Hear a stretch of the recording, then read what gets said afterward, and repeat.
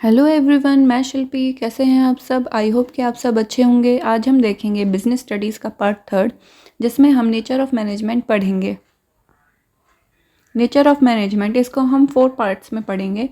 Management as a science, management as an art, management both science and art, management as a profession. Management as a science, science comprises of exact principles which can be verified. Science में समाहित होते हैं exact principles जिनको हम verify कर सकते हैं। And it can be establish cause and effect relations. इसमें ये लागू कर सकता है कॉज एंड इफेक्ट रिलेशन, यानी कि कारण और प्रभाव का संबंध, यहाँ पे कि क्या कारण और उसका क्या प्रभाव, इस तरह के संबंध को साइंस एस्टेब्लिश करता है। तो साइंस में क्या समाहित होते हैं? एग्जैक्ट प्रिंसिपल्स समाहित होते हैं साइंस में। अब साइंस के कुछ कैरेक्टरिस्टिक्स देखते हैं। Systematic body of knowledge, science में क्या है? साइंस में सिस्टमैटिक बॉडी ऑफ नॉलेज यानी कि स्टडी मटेरियल होता है, सिस्टमैटिक स्टडी मटेरियल होता है जिससे हम साइंस की जो नॉलेज है उसको एक्वायर करते हैं। सेम मैनेजमेंट में भी एक सिस्टमैटिक स्टडी मटेरियल होता है जिससे हम क्या करते हैं, उसको नॉलेज को एक्वायर करते हैं मैनेजमेंट की। तो ये फीचर क्या है? प्रेजेंट होता है मैनेजमेंट में, क्योंकि साइंस के पास साइंस में क्या फीचर है? Systematic body of knowledge. और यही फीचर प्रेजेंट होता है मैनेजमेंट में भी, क्योंकि उसमें भी सिस्टमैटिक बॉडी ऑफ नॉलेज की ज़रूरत होती है, सिस्टमैटिक स्टडी मटेरियल की ज़रूरत होती है, ताकि हम जो अपना नॉलेज है उस चीज़ की उसको हम एक्वायर कर सकें। Scientific principles are derived on the basis of logical and scientific observation. जो साइंटिफिक प्रिंसिपल्स हैं ये डिराइव होते हैं किन आधारों पर? साइंटिफिक ऑब्जर्वेशंस और लॉजिकल ऑब्जर्वेशंस पर। यहाँ पे लॉजिक्स और साइंटिफिक ऑब्जर्वेशन बहुत ज़रूरी हैं। The scientist perform logical observation before deriving any principle और थ्योरी। किसी भी थ्योरी को, किसी भी सिद्धांत को लागू करने से पहले साइंटिस्ट जो है वो एक लॉजिकल ऑब्जर्वेशन परफॉर्म करते हैं। लेकिन ऐसा मैनेजमेंट में नहीं है। मैनेजमेंट में कोई भी ऐसा लॉजिकल प्रिंसिपल या ऑब्जर्वेशन नहीं परफॉर्म किया जाता है इसको मैनेजमेंट को लागू करने से पहले। तो ये फीचर इसमें मैनेजमेंट में प्रेजेंट नहीं होता है साइंस का। नेक्स्ट देखते हैं, principle are based on repeated experiment. Science में जो प्रिंसिपल्स हैं वो रिपीटेड एक्सपेरिमेंट पर बेस्ड होते हैं, क्योंकि किसी भी प्रिंसिपल को लागू करने से पहले उसका एक्सपेरिमेंट किया जाता है, कई बार एक्सपेरिमेंट किया जाता है। सेम ये फीचर प्रेजेंट होता है मैनेजमेंट में, क्योंकि मैनेजमेंट में भी मैनेजर टेस्ट करते हैं और एक्सपेरिमेंट करते हैं मैनेजरियल प्रिंसिपल्स को बहुत सारी कंडीशंस में। तो ये ये फीचर भी प्रेजेंट होता है मैनेजमेंट में। नेक्स्ट है यूनिवर्सल वैलिडिटी। जो साइंटिफिक प्रिंसिपल हैं उनके यूनिवर्सल एप्लीकेशन होते हैं, ये यूनिवर्सली वैलिड होते हैं, सब जगह सेम भी इनकी जो रिजल्ट्स होते हैं सेम ही होते हैं। लेकिन मैनेजमेंट में ऐसा नहीं है, ये यूनिवर्सली वैलिडिटी नहीं होती है इनकी, यूनिवर्सल वैलिडिटी इनकी नहीं होती है। तो ये फीचर जो है मैनेजमेंट में प्रेजेंट नहीं होता है।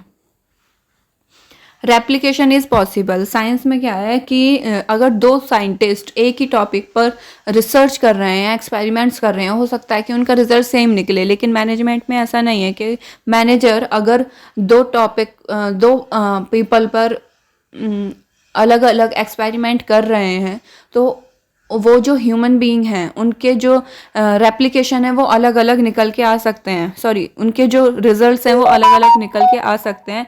कैसे? उनकी जो आइडेंटिकल और जो रिजल्ट्स हैं वो सेम नहीं होंगे, वो अलग अलग निकल के आएंगे। तो ये फीचर जो है वो मैनेजमेंट में प्रेजेंट नहीं होता है।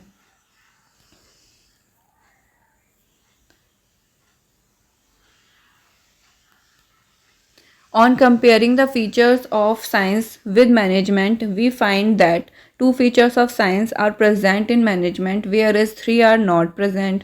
So, management cannot be considered pure or exact science, but we call it as an inexact or social science. जब हमने कंपेयर किया फीचर्स को तो हमने देखा कि सिर्फ 2 ही फीचर हैं साइंस के जो मैनेजमेंट में प्रेजेंट होते हैं, लेकिन बाकी के 3 फीचर मैनेजमेंट में प्रेजेंट नहीं होते हैं. तो इसलिए हम मैनेजमेंट को एग्जैक्ट साइंस नहीं बोल सकते हैं, पर हम इसको इनएग्जैक्ट साइंस और सोशल साइंस बोल सकते हैं. Management as an art.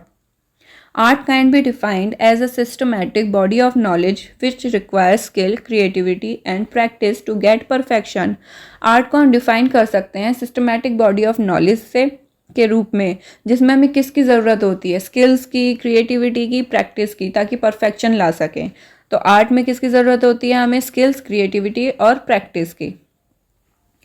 Next इसमें हम फीचर्स देखते हैं आर्ट के. सिस्टमैटिक बॉडी ऑफ नॉलेज या फिर existence of theoretical knowledge. Systematic body of knowledge या फिर एग्जिस्टेंस ऑफ थियोरटिकल नॉलेज, यानी कि इस आर्ट में थियोरटिकल नॉलेज एग्जिस्ट करती है, बहुत इंपॉर्टेंस होती है थियोरटिकल नॉलेज की आर्ट में. In every art there is a systematic and organised study material. हर आर्ट में सिस्टमैटिक और ऑर्गेनाइज्ड स्टडी मटेरियल अवेलेबल होता है ताकि हम एक्वायर कर सकें थियोरटिकल नॉलेज को. किसको एक्वायर कर सकें, थियोरटिकल नॉलेज को. For example various books on different ragas are available in music. Music के लिए जैसे राग्स की बहुत सारी जो बुक्स हैं वो अवेलेबल होती हैं. In management also there is systematic and organized body of knowledge. Management में भी सिस्टमैटिक और organised body of knowledge available होती है जो कि हेल्पफुल होती हैं मैनेजीरियल स्टडी को एक्वायर करने के लिए. तो फिर हम ये कह सकते हैं कि आर्ट का ये फीचर प्रेजेंट होता है मैनेजमेंट में. नेक्स्ट है personalised application. In the field of art only theoretical knowledge is not enough. Art की फील्ड में सिर्फ थियोरटिकल नॉलेज काफ़ी नहीं है, हमें और भी स्किल्स की ज़रूरत होती है. हमें अपने पर्सनल स्किल्स की, क्रिएटिविटी की ज़रूरत होती है, क्योंकि कोई भी आर्टिस्ट में अगर पर्सनल स्किल्स या क्रिएटिविटी नहीं होंगी तो उसके अंदर परफेक्शन नहीं आएगा. तो फिर हमें थियोरटिकल नॉलेज के साथ साथ किसकी ज़रूरत होती है, स्किल्स एंड क्रिएटिविटी की. सेम मैनेजमेंट में भी ये फीचर प्रेजेंट होता है आर्ट का, क्योंकि मैनेजमेंट में भी हमें थियोरटिकल नॉलेज के साथ साथ एक मैनेजर को स्किल्स की और क्रिएटिविटी की ज़रूरत होती है. अगर मैनेजर में स्किल्स और क्रिएटिविटी नहीं होगी तो फिर वो इतने स्मूथली और अच्छे ढंग से मैनेज नहीं कर पाएगा. नेक्स्ट है based on practice and creativity. जो कोई भी आर्टिस्ट जो है वो परफेक्शन कैसे लाता है खुद में. एक आर्टिस्ट कब आर्टिस्ट बनता है, जब उसमें परफेक्शन आएगा, प्रैक्टिस होगी. अब परफेक्शन कैसे आएगा, प्रैक्टिस से और क्रिएटिविटी से. तो artist requires regular practice of art to become more fine and perfect. Artist को ज़रूरत होती है रेगुलर प्रैक्टिस की आर्ट के लिए, आर्ट की रेगुलर प्रैक्टिस की. जैसे कि म्यूजिशियन है, म्यूजिशियन क्या है, वो रेगुलर प्रैक्टिस करेगा तभी तो उसके अंदर वो परफेक्शन आएगा, उसके अंदर राग आएंगे, वो ताल बैठाएगा. तो फिर वो किस लिए होता है, ताकि परफेक्शन हो सके, प्रैक्टिस की ज़रूरत होती है. सेम मैनेजमेंट में भी इसका ये फीचर प्रेजेंट होता है, क्योंकि same way with experience managers also improve their managerial skills and efficiency. अगर वो प्रैक्टिस करता रहेगा तो उसमें एक्सपीरियंस आएगा, जिससे क्या है कि उनका जो मैनेजमेंट प्रोसेस है वो बहुत स्मूथली वर्क करेगा, मैनेजमेंट बहुत अच्छा होगा. तो ये फीचर भी प्रेजेंट होता है मैनेजमेंट में आर्ट का. देखते हैं. On comparing the feature of art with management, we find all the features of art are present in management. हमने देखा कि जब हमने कंपेयर किया दोनों के फीचर्स को, आर्ट के फीचर्स को मैनेजमेंट से, तो हमने देखा सारे फीचर्स मैनेजमेंट में प्रेजेंट होते हैं. इसका मतलब मैनेजमेंट को हम एज एन आर्ट कह सकते हैं.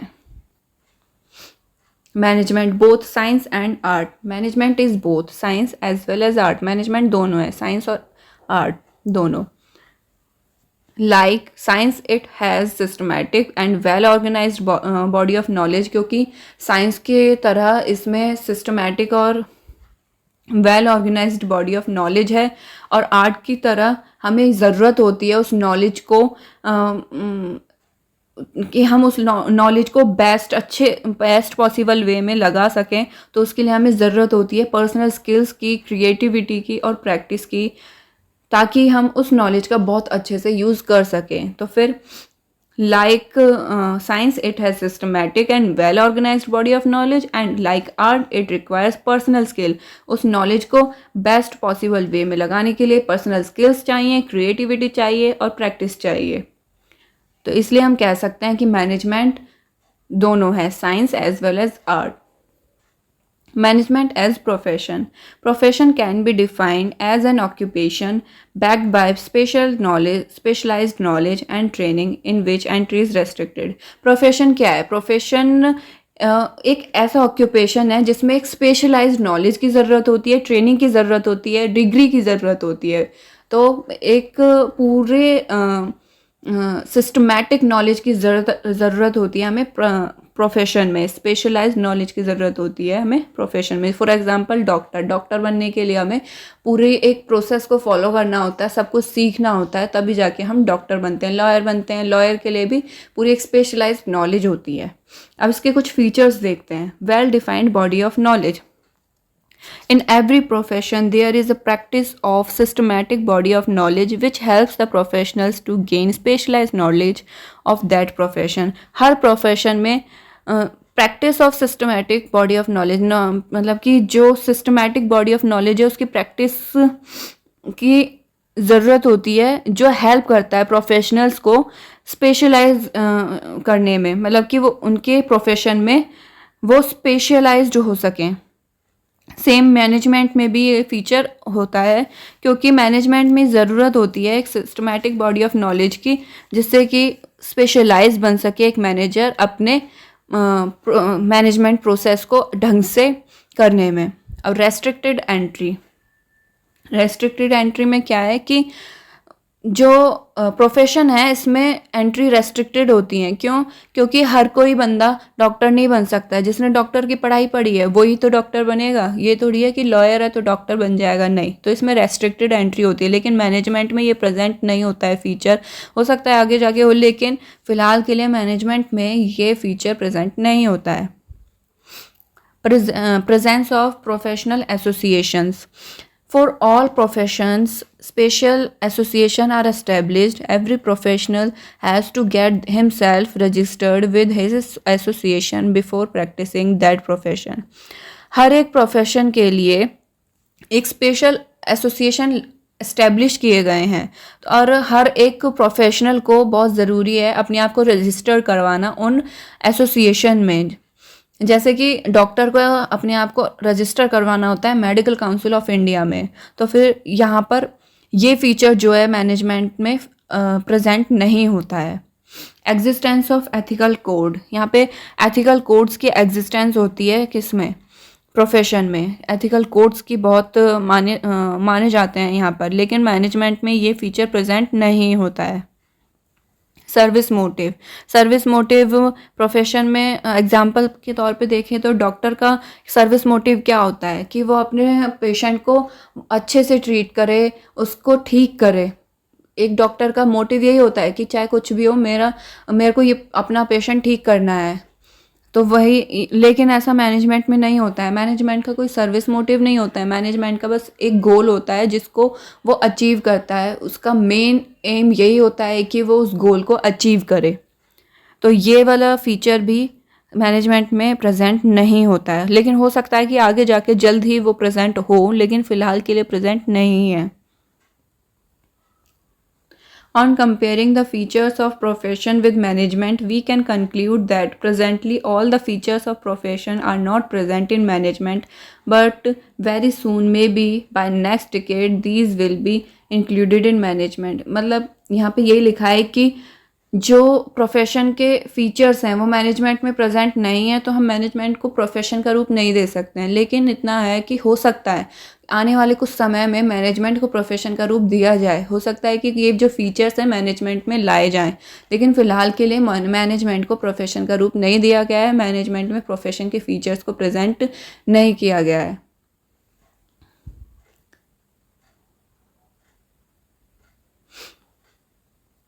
आज के लिए इतना ही। Thank you. अगर आपको मेरी वीडियो पसंद आई हो तो प्लीज़ लाइक करें, शेयर करें और सब्सक्राइब करना ना भूलें। थैंक यू सो मच और बेल आइकन को ज़रूर प्रेस करें। Thank you.